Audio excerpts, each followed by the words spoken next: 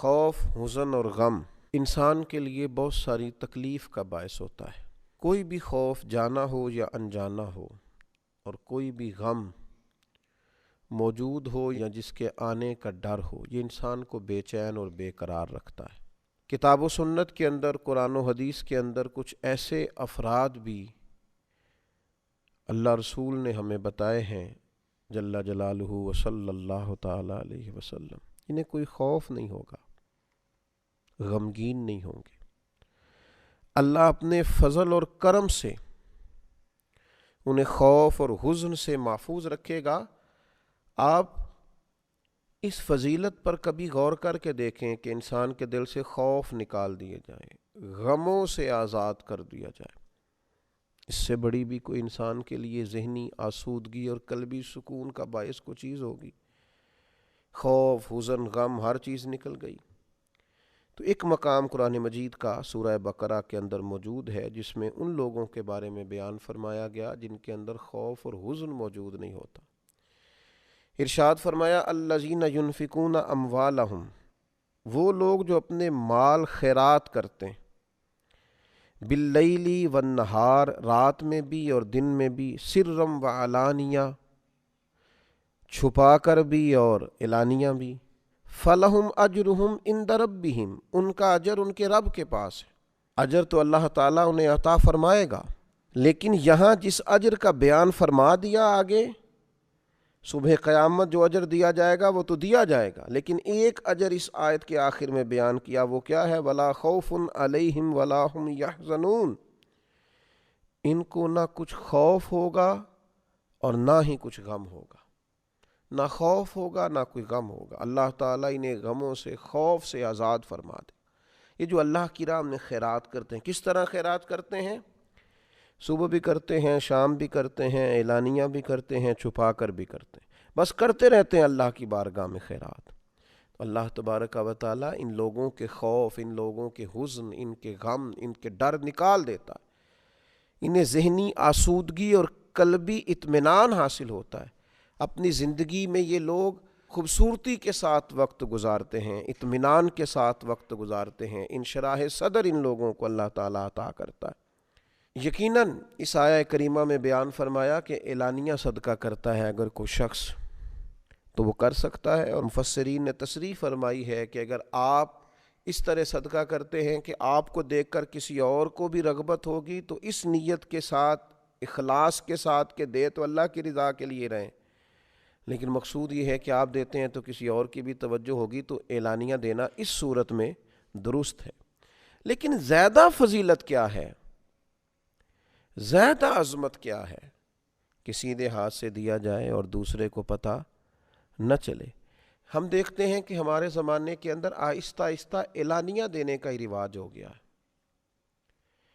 ہمارے زمانے کے اندر دینا اور بتلانا اور اس کا اظہار کرنا اور اس کا ذکر کرنا اور اس کی خبر دینا اور اس کی اطلاع دینا اور کوشش کرنا کہ لوگوں کو لائنوں میں لگایا جائے اور لوگوں کو ایسی جگہوں پہ بٹھا کے دیا جائے جہاں وہ آتے جاتے لوگ ان کو دیکھیں، نظر آئیں، یہ چیز بڑھتی ہی چلی جا رہی۔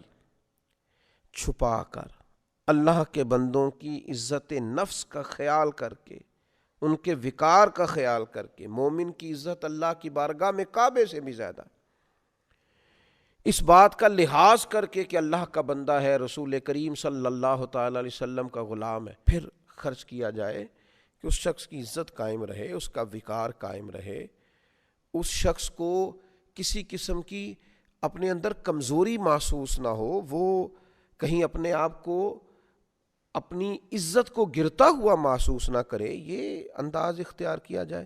نبی اکرم صلی اللہ تعالیٰ علیہ وسلم سے حضرت ابو ذر رضی اللہ تعالیٰ عنہ نے پوچھا تھا، مسند امام احمد بن حنبل میں روایت موجود ہے، پوچھا تھا یا رسول اللہ صلی اللہ تعالیٰ علیہ وسلم کون سا صدقہ افضل ہے؟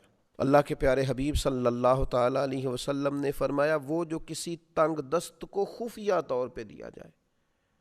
بندہ تنگ دست ہے، مجبور ہے، ضرورت مند ہے، لیکن اسے چھپا کر دیا جائے تو یہ سب سے افضل صدقہ ہے۔ مسند احمد میں بھی اور طبرانی میں بھی یہ روایت موجود۔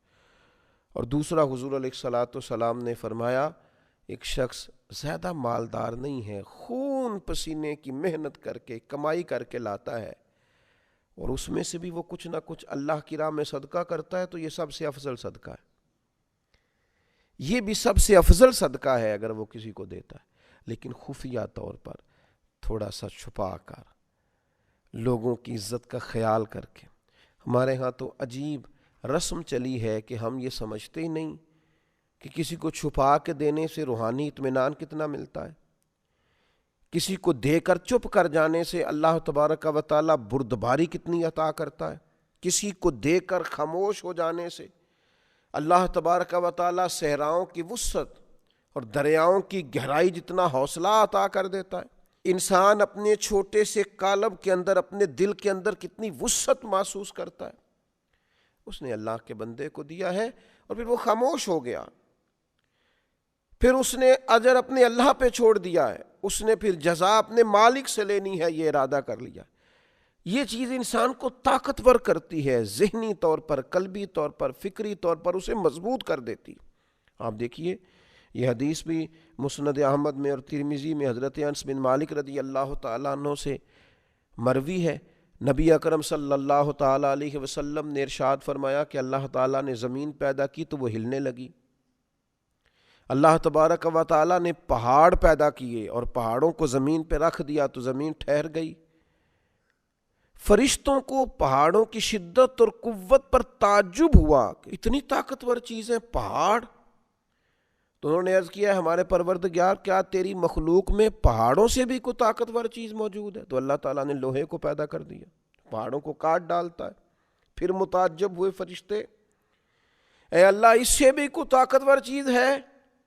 اللہ تعالیٰ نے آگ کو پیدا کیا جو لوہے کو پگھلانے لگی۔ پھر فرشتوں نے پوچھا اے مالک اس سے بھی زیادہ کوئی طاقتور چیز ہے؟ تو اللہ تبارک و تعالیٰ نے پھر پانی کو پیدا کیا جو آگ کو بجھانے لگا۔ مالک اس سے بھی کوئی طاقتور چیز ہے؟ تو اللہ تبارک و تعالیٰ نے پھر ہوا کو پیدا کیا۔ تو فرشتے عرض کرنے لگے مالک اس سے بھی کوئی طاقتور چیز ہے؟ تو اللہ تبارک و تعالیٰ نے ارشاد فرمایا ہاں ہے۔ کون ہے؟ تو فرمایا وہ انسان جو دائیں ہاتھ سے صدقہ دیتا ہے اور بائیں کو خبر نہیں ہوتی۔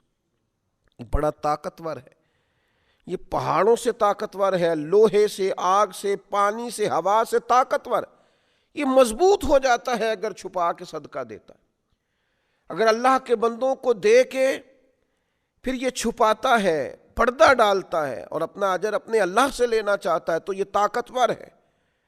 آپ سخی ہیں لیکن اگر طاقتور سخی بننا چاہتے ہیں، آپ اللہ کے بندوں سے نیکی کرتے ہیں، آپ اللہ کی مخلوق کے خیر خواہ ہیں، لیکن اگر طاقتور خیر خواہ بننا چاہتے ہیں، آپ درد دل رکھتے ہیں لیکن اگر طاقتور درد دل والے بننا چاہتے ہیں، اللہ کے حبیب علیہ السلام نے نسخہ ارشاد فرمایا ہے نا، پھر چھپا کے صدقہ کریں، پھر اللہ کے بندوں کو دیں۔ لیکن یہ تصویر سازی، یہ فوٹو بازی، یہ لائنیں، یہ سڑکوں کے اجتماع، یہ چیزیں، ان سے تھوڑا سا اپنے آپ کو بچائیں، تھوڑا سا پیچھے ہٹیں۔ اب تو جس چیز میں نام نہیں ہوتا لوگوں کو لگتا ہے کام ہی نہیں ہوا، تو اس لیے سب سے زیادہ طاقتور وہ مومن ہے اور سب سے زیادہ خوبصورت وہ شخص ہے جو صدقے کو چھپا کے دیتا ہے، اور دنیا میں وہ طاقتور ہو جاتا ہے، اور آخرت میں نبی پاک علیہ السلام نے 7 ایسے لوگ بیان فرمائے